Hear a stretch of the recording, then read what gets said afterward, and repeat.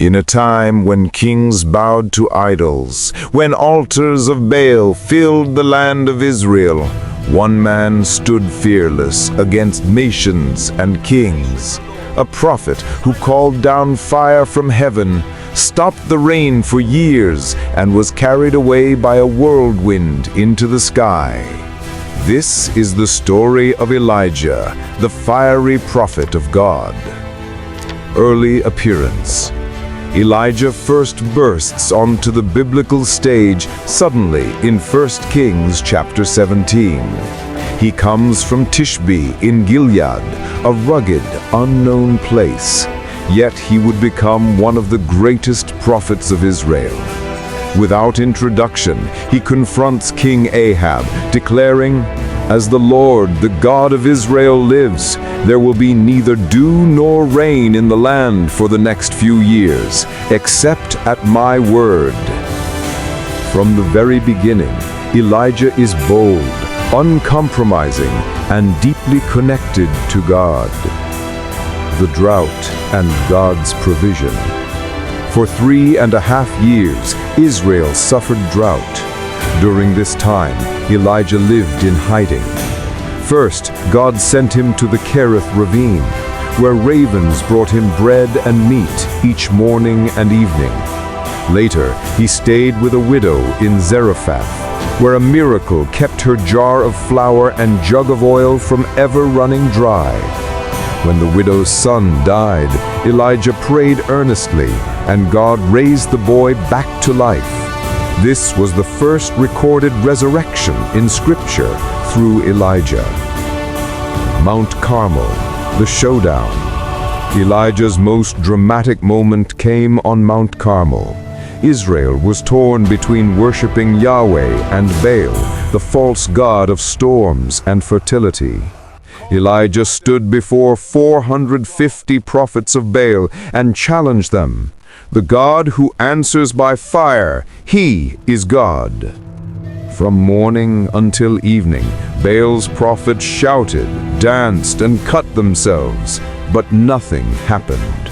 Then Elijah rebuilt the altar of the Lord with 12 stones, drenched the sacrifice with water, and prayed a simple prayer.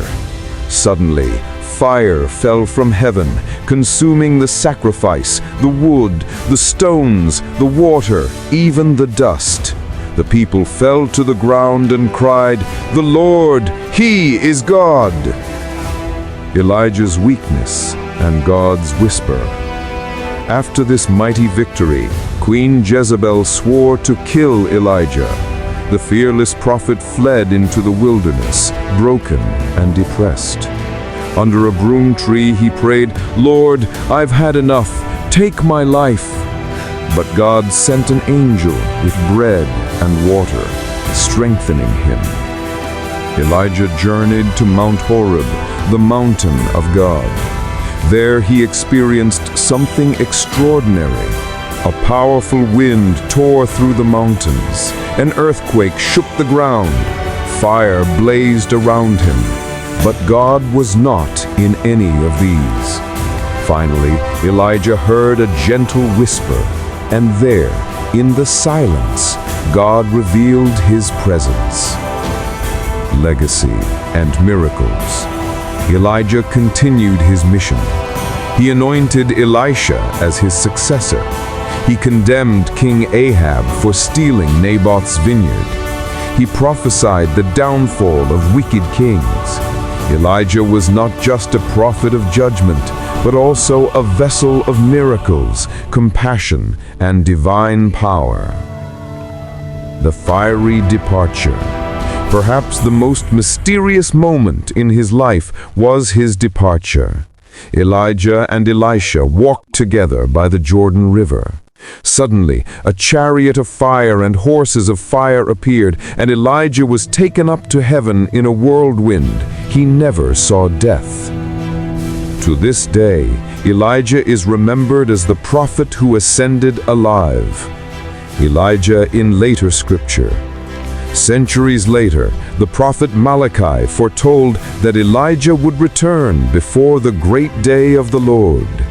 In the New Testament, Elijah appears alongside Moses at the transfiguration of Jesus, symbolizing the prophets standing with the law. Even today, during the Jewish Passover, a special cup of wine is poured for Elijah, awaiting his return. Elijah's life was one of fire, faith, and fierce devotion. He stood alone against kings and false gods, yet in his weakness he discovered the gentle whisper of God. His story reminds us that true power is not in storms or fire, but in the still, small voice that calls us to faith.